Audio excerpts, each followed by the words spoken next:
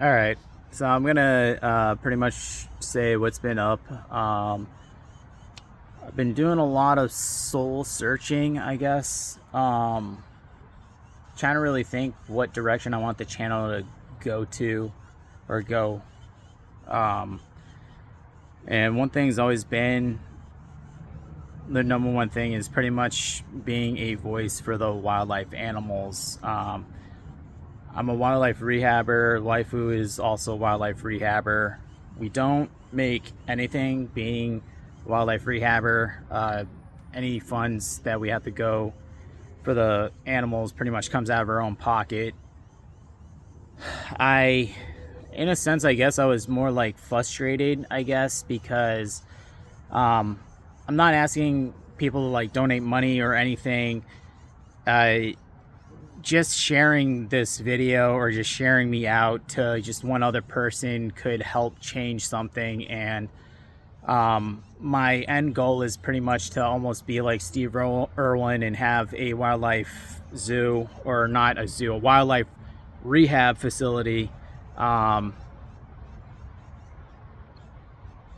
like an actual functioning one. And it would be really cool to live stream some of the animals that are recovering, because just like me, I'm a recovering alcoholic. That's where I found my purpose, was really with the animals. It's always been my go-to through my whole childhood trauma and all that shit, with depression, anxiety, all that crap, mixed with ponds and water and just nature and being outside.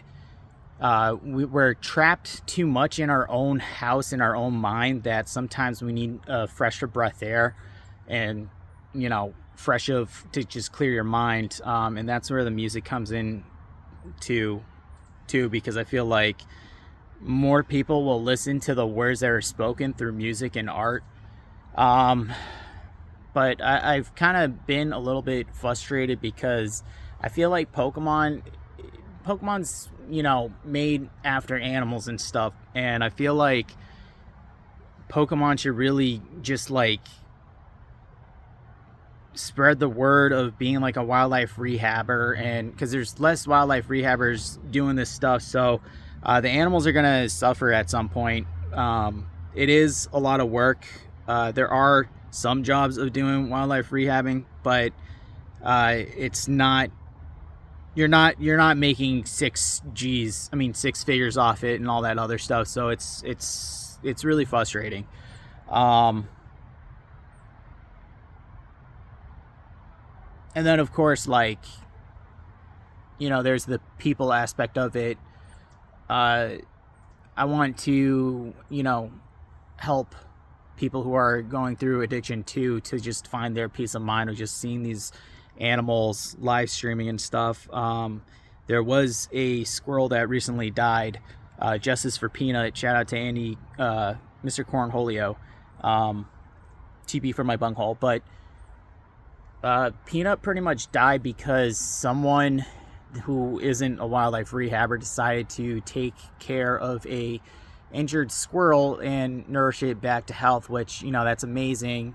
Only downside is the animals get attached to you, so once they start getting attached to you, the wildlife, whatever it is in whatever state, country, I don't know, laws are different, but once the animal is attached to you, they're considered domesticated. And if they were wildlife animals like a squirrel, they pretty much have to put them down, because then they're going to trust people, or they could go up to people and bite them and all this other stuff. However, there is a way where we could make it where you can use that squirrel for education purposes. But in this instance, Peanut didn't apparently meet the qualifications for it. I don't know why. I think it's bullshit. And Peanut ended up having to sadly be put down and put to rest. So it's shit like that I'm trying to be a voice for the wildlife animals.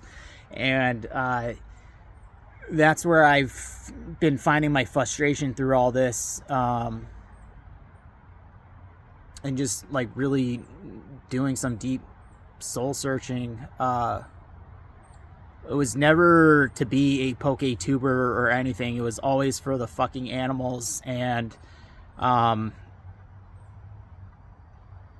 mainly because animals have saved myself from animals saved me. I found my peace through animals and nature, and that's my love and passion. And it's just so frustrating that I feel like I'm getting nowhere, and I feel like I'm going to just be a failure for the animals.